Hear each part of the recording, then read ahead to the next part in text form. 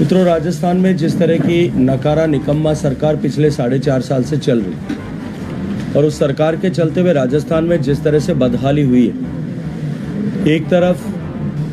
माननीय मोदी जी के नेतृत्व में देश की सरकार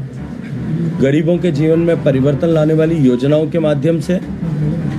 गरीबों को गरीबी की रेखा से बाहर निकालने के लिए सकारात्मक प्रयास और सफल प्रयास मोदी जी की सरकार काम करती है। दूसरी तरफ राजस्थान को भ्रष्टाचार की आकांक्षा के साथ में पिछाड़ने का काम वर्तमान की अशोक गहलोत सरकार कर रही है। सरकार का फोकस कुर्सी बचाने पर होने के चलते हुए या सरकार के मुखिया का एकमात्र ध्यान कुर्सी पर बने रहने या चिपके रहने पर होने के चलते हुए मोदी जी की सरकार ने भारत के हितों के साथ में 1% भी समझौता किए बिना, चाहे वो आर्थिक जगत हो, चाहे वो कूटनीति का क्षेत्र हो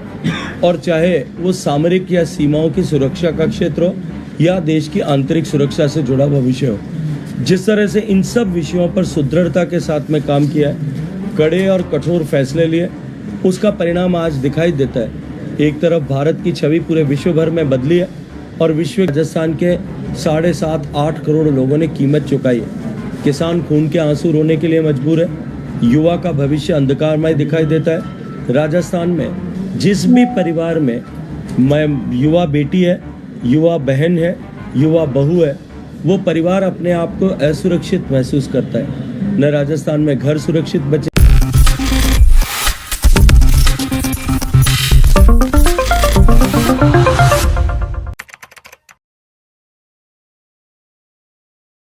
पंजाब की सीमा पर स्थित हनुमानगढ़ जिले में गोगामेड़ी से प्रारंभ हुई थी। ये जो यात्रा आज रामदेवरा से प्रारंभ होकर के जैसलमेर से शिव होते हुए बाड़मेर से चौहटन होते हुए गुड़ामालानी, वहाँ से सांचौर, जालोर होते हुए सिरोही और सिरोही के बाद में कल पाली में प्रवेश करके पाली जिले में आज आप लोगों के बीच में पहुंची है। और पाली जिले में आयोजित आज इस प्रेस वार्ता में मेरे साथ उपस्थित राज्यसभा के सम्मानीय सांसद आदरणीय राजेंद्र गहलोत साहब, पाली जिले के यशस्वी सांसद आदरणीय पीपी चौधरी साहब, पाली के सम्मानीय विधायक आदरणीय ज्ञानजी पारख, भारतीय जनता पार्टी के प्रदेश महामंत्री आदरणीय जगबीर छाबा साहब, हमारे साथ उपस्थित प्रदेश के मंत्री आदरणीय महेंद्र जी, साथ में उपस्थित यात्रा के व्यवस्था को संभालने वाले नवनीत सिंह जी और संयोगवश सौभाग्यवश हम सब के बीच में उपस्थित उत्तराखंड के देहरादून के सम्मानीय विधायक सहदेव सिंह जी पुंडीर, जो विधायक प्रवास की व्यवस्था के निमित्त यहाँ पाली विधानसभा में आए हैं। मैं भारतीय जनता पार्टी के माननीय प्रदेश अध्यक्ष जी की तरफ से कल सुबह आयोजित इस पत्रकार वार्ता में आप सबके लिए उपस्थित होने के लिए आप सबका हृदयपूर्वक अभिनंदन करता हूं, आभार ज्ञापित करता हूं। मित्रों, राजस्थान में जिस तरह की नकारा निकम्मा सरकार पिछले 4.5 साल से चल रही और उस सरकार के चलते हुए राजस्थान में जिस तरह से बदहाली हुई है, एक तरफ माननीय मोदी जी के नेतृत्व में देश की सरकार गरीबों के जीवन में परिवर्तन लाने वाली योजनाओं के माध्यम से गरीबों को गरीबी की रेखा से बाहर निकालने के लिए सकारात्मक प्रयास और सफल प्रयास कर रही है। दूसरी तरफ माननीय मोदी जी की सरकार देश को विकसित भारत बनाने के लिए उस संकल्प को लेकर के उसकी आधारशिला के रूप में देश के इंफ्रास्ट्रक्चर को खड़ा करने और सुदृढ़ करने का काम कर रही है। चाहे रेल हो, चाहे सड़क हो, चाहे हवाई मार्ग हो या जल मार्ग हो, इन सब के सुदृढ़ीकरण के साथ साथ में डिजिटल क्रांति के लिए आवश्यक और भविष्य की डिजिटल आवश्यकताओं को देखते हुए हाईवेज बनाने का काम भी सफलता के साथ में पूरा कर रही है। इन सब के साथ साथ में जिस तरह से माननीय मोदी जी की सरकार ने भारत के हितों के साथ में 1% भी समझौता किए बिना, चाहे वो आर्थिक जगत हो, चाहे वो कूटनीति का क्षेत्र हो और चाहे वो सामरिक या सीमाओं की सुरक्षा का क्षेत्र हो या देश की आंतरिक सुरक्षा से जुड़ा भविष्य हो, जिस तरह से इन सब विषयों पर सुदृढ़ता के साथ में काम किया है, कड़े और कठोर फैसले लिए, उसका परिणाम आज दिखाई देता है। एक तरफ भारत की छवि पूरे विश्व भर में बदली है और विश्व के नज़रों में भारत के प्रति सम्मान स्थापित हुआ है। अभी हमने देखा हाल ही 2 दिन पहले किस तरह से G20 के समापन के अवसर पर देश के सभी, दुनिया के सभी बड़े देशों के माननीय राष्ट्राध्यक्षों ने जिस तरह से भारत के प्रति सम्मान और कृतज्ञता व्यक्त की, G20 के आयोजन की मुक्त कंठ से प्रशंसा की और साथ ही साथ एक नया इतिहास रचते हुए G20 की मीटिंग के, राष्ट्राध्यक्षों की मीटिंग के पहले ही दिन बिना किसी गतिरोध, बिना किसी प्रतिरोध, बिना किसी झंझट के सर्वसम्मति से सारे प्रस्ताव पारित हुए। और भारत ने जिन प्रस्तावों का को आगे बढ़ाया था, चाहे वो अफ्रीकन यूनियन को सम्मिलित करने का विषय हो,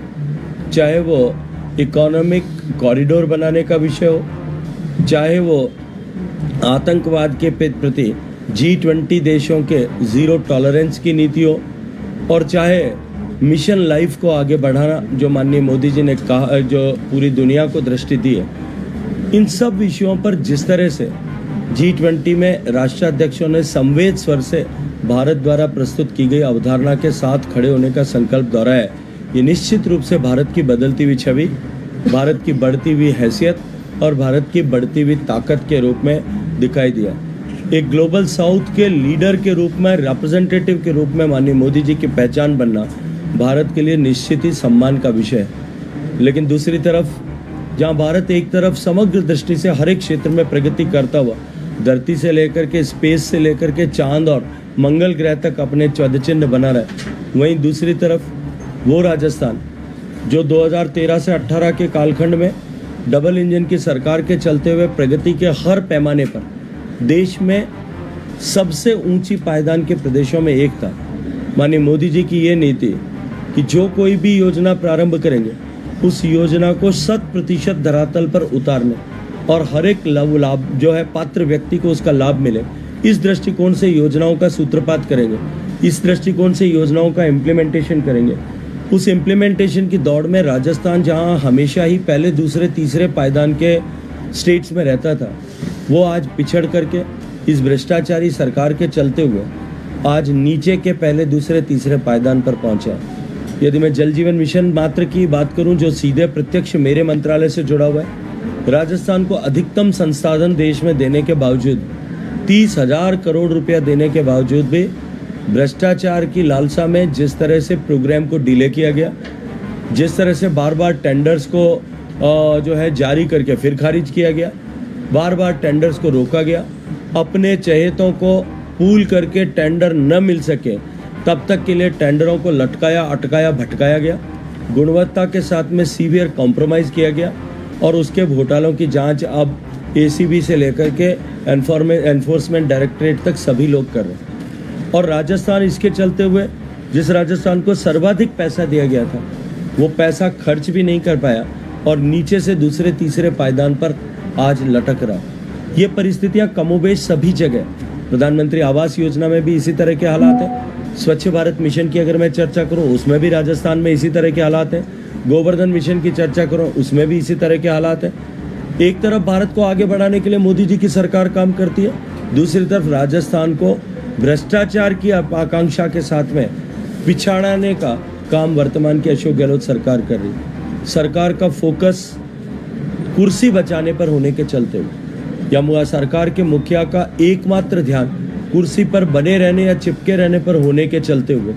आज राजस्थान के 7.5-8 करोड़ लोगों ने कीमत चुकाई है। किसान खून के आंसू रोने के लिए मजबूर है, युवा का भविष्य अंधकारमय दिखाई देता है। राजस्थान में जिस भी परिवार में युवा बेटी है, युवा बहन है, युवा बहू है, वो परिवार अपने आप को असुरक्षित महसूस करता है। न राजस्थान में घर सुरक्षित बचे, घरों से उठा करके राजस्थान में बलात्कार की घटनाएं हो रही है, न राजस्थान में पुलिस थाने सुरक्षित बचे, पुलिस थानों में बलात्कार